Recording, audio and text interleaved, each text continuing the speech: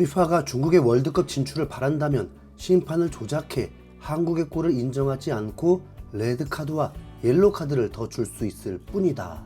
중국이 12년 만에 월드컵 최종 예선 진출 실패라는 최악의 위기에 놓여 있는 상황에서 한 중국 축구팬이 매우 노골적이고 현실적인 코멘트를 달게 되었습니다.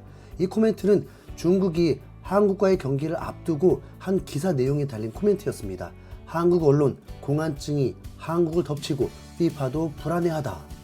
FIFA가 불안해하는 건 중국도 인정하고 있었습니다.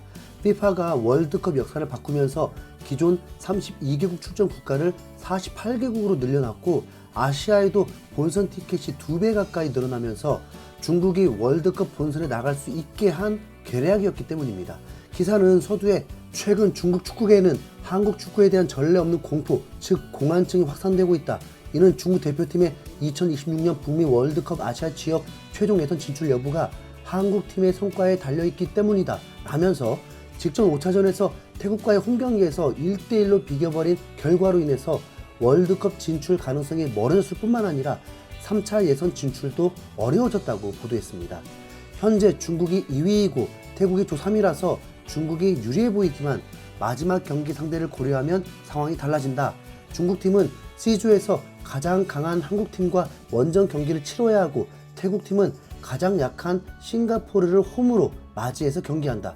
이론적으로 중국팀이 더 유리하다. 중국이 한국을 상대로 최소한 무승부를 거두기만 하면 자력으로 최종 예선을 진출할 수 있다. 그러나 중국이 한국에게 패배하고 태국이 싱가포르를 이기면 상황이 달라진다. 아시아 예선 2차전은 승점이 동일할 경우 승부 관계가 아닌 골득 실차로 순위를 결정한다. 현재 중국의 골득 실차는 플러스 1, 태국팀보다 3골 앞서 있지만 이는 마지막 경기에서 충분히 뒤집힐 수 있는 상황이다 라고 전했습니다. 사실 유럽 리그뿐만 아니라 국제대회도 승점이 무승부가 되었을 때는 가장 우선이 골 득실이고 다득점, 그 다음이 양팀의 전적 순위죠.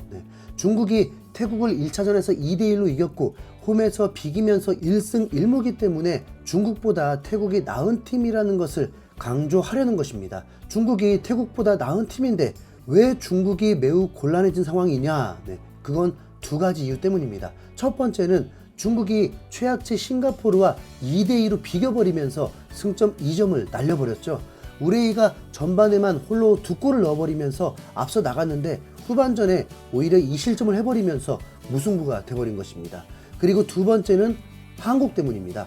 한국이 태국을 홈으로 불러들인 경기에서 승리할 거라고 예상하는 건 중국이 싱가포르전에서 승리하는 것보다 더 훨씬 가능성이 높다는 걸 예상할 수 있는데 그 경기에서 한국이 정예의 멤버가 출전했음에도 손흥민이 선제골을 넣었는데도 최종 1대1 무승부를 하면서 태국의 승점 1점을 도와줬습니다. 하필 이 경기들이 바로 3개월 전 3월 A매치 기간에 동시에 일어나 버렸습니다.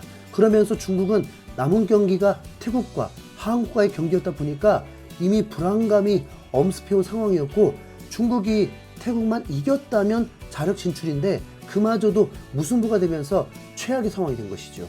기사는 이후에 한국과 중국의 전적, 태국과 싱가포르의 전적을 소개하면서 사실상 자포자기 상황인 듯 안타까워했고 다른 현지 보도에서는 한국, 중국 경기에서 주심 문제까지 거론했습니다. 한국팀 경기의 주심이 사우디아라비아 출신의 호이 심판으로 결정되었다. 그는 카타르 아시안컵에서 중국 선수 주천재의 골을 취소했던 심판으로 이는 좋은 소식이 아니다. 작년 11월 원정 경기에서도 전반 11분에 논란이 된 페널티킥 판정으로 인해 패배했다고 덧붙였습니다. 그러니까 주심이 한국에 유리한 판정을 할까봐 염려하고 있는 거죠. 이 기사뿐만이 아니라 소우닷컴에서는 중국의 브라질산 공격수 알란마저 허벅지 부상으로 한국전에 출전할 수 없다는 게 확정되자 망연자실한 상황입니다. 그렇다고 중국이 포기한 것은 아닙니다.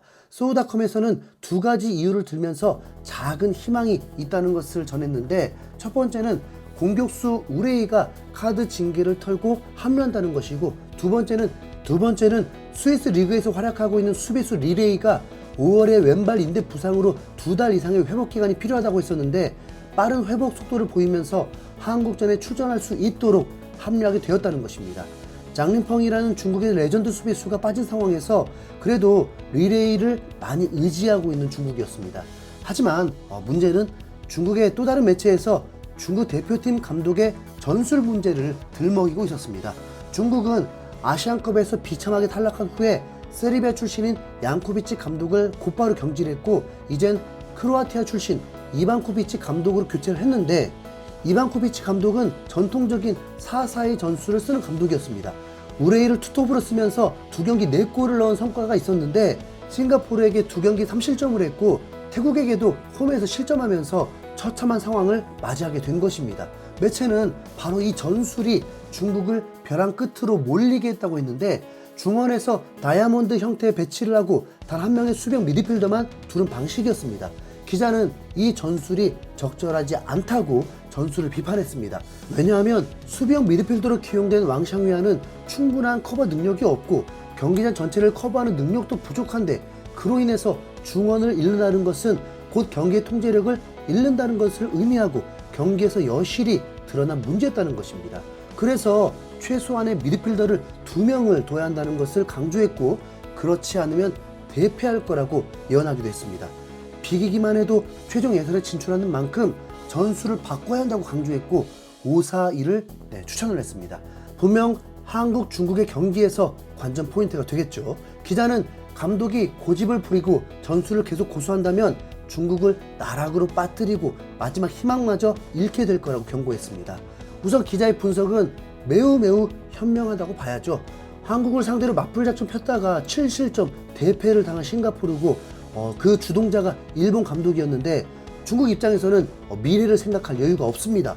만약 한국전에서 대패라면 바로 직장도 잃게 되겠죠. 한국에게도 시험 무대가 될 필요가 있습니다.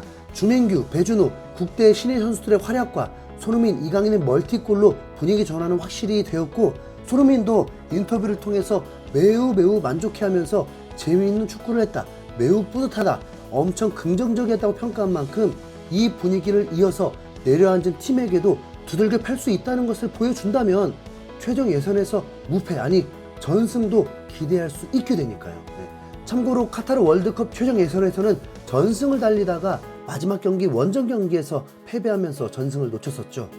중국은 2차 예선 탈락이 유력한 상황이다 보니까 FIFA의 상황마저 불안하게 되었다고 전했습니다.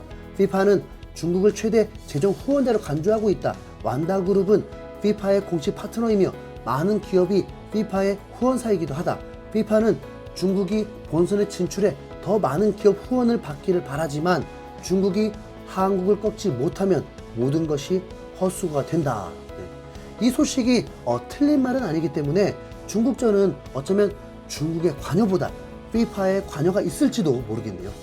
심판 판정들에 대해서 유심히 지켜볼 필요가 있겠습니다. 한국이 태국전에서 무승부만 아니었어도 이런 사태는 오지 않았을 텐데 말이죠.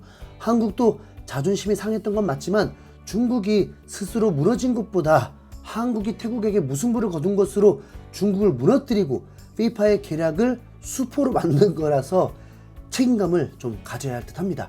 김진수, 주민규, 손흥민까지 인터뷰하면서 조국과의 약속처럼 중국전을 승리하려는 각오인 만큼 이변이 없다면 그 책임감은 FIFA를 도우려면 2년 후에 한국이 아시아 대표로 역사의 길이 남을 높은 순위에 오르는 것밖에 없지 않을까 합니다. 괜히 FIFA에 미안하네요. 이상 흰수염고래였습니다. 감사합니다.